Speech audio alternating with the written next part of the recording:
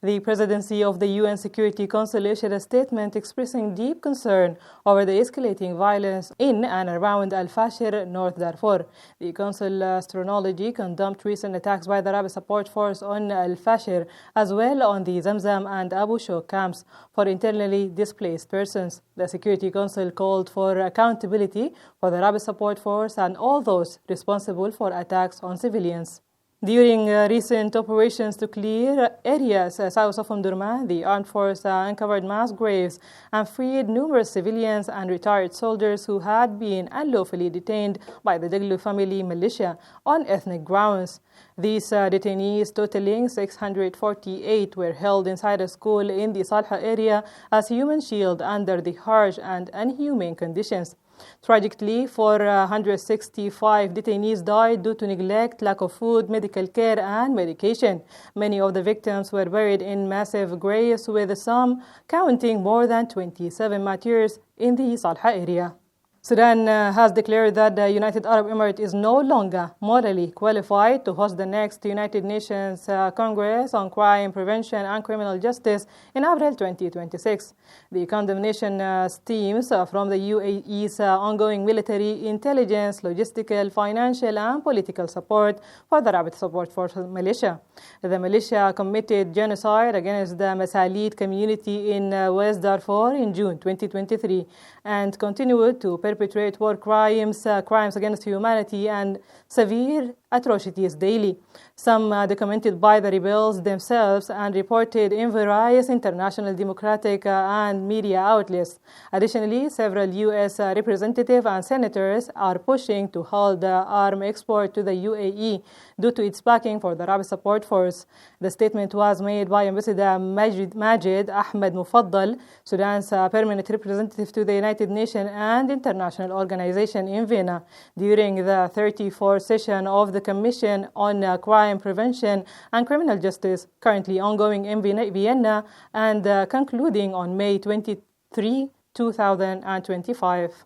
The Sudan Liberation Army Movement SLA denied a statement circulating on social media attributed to its leader, Commander Minni Arkum Nawi, suggesting the movement is moving toward neutrality.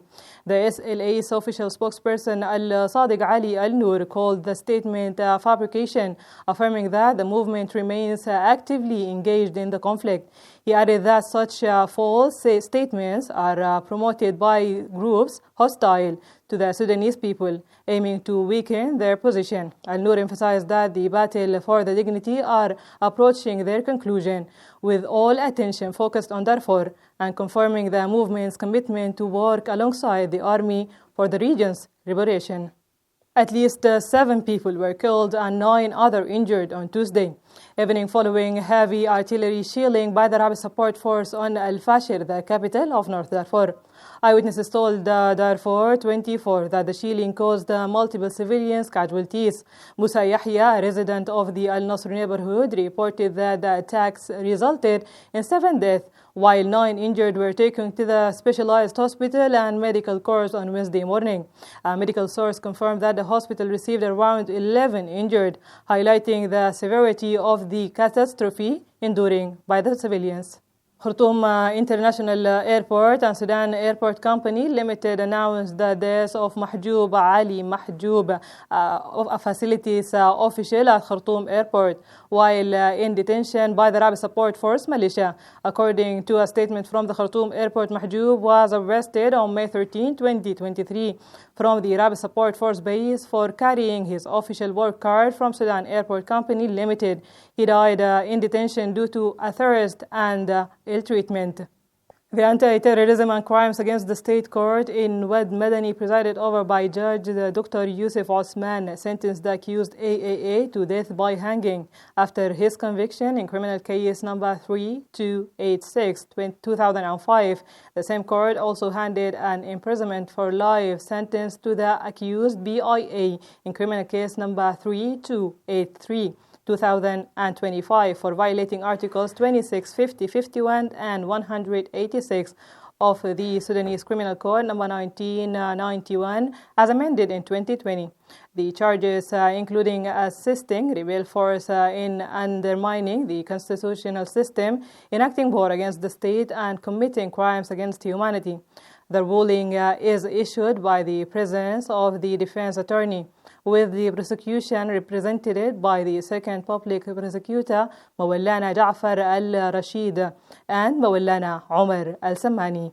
Israeli military report intercepting 2 missiles launched from Yemen, with siren sounding twice across the country. On Thursday, as Houthi forces intensified their attacks, Houthi military spokesperson Yahya Sari'a confirmed the launch of ballistic missiles toward Israeli Ben Gurion airport and 2 drones aimed to the Tel Aviv area. Despite Israeli strike on Yemen, the Houthi stated they would continue firing at Israel even after agreeing to a U.S. ceasefire to halt attacks on the American vessels in Rasi.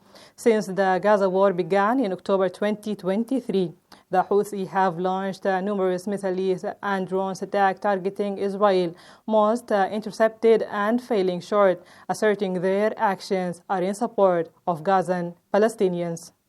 Israeli Foreign Minister Gideon Saar accused unnamed European officials on Thursday of toxic anti-Semitic incitement, blaming them for creating a hostile environment that led to the fatal shooting of 2 Israeli embassy staffers in Washington.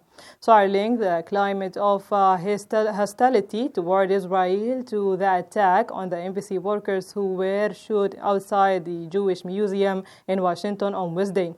Speaking at news conference in journalism, Saar did not specify countries or officials, but emphasized that the anti-Semitic and anti-Israeli incitement by leaders and officials, particularly from Europe, directly contributed to the violence.